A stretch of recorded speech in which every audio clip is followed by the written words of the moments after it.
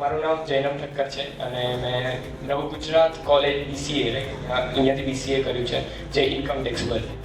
સો ત્યાંથી મારું કોલેજ પત્યા પછી એના જોડે હું બેઝિકલી કોલેજ નહોતો જતો કે બધાને ખબર જ છે કે કોલેજના અંદર કંઈ ભણાવતા નથી, રાઈટ. ત્યાં જઈને કોઈને બી સીનો એક નોર્મલ પ્રોગ્રામ બી આપીએ તો એ બી નથી કરી શકતા.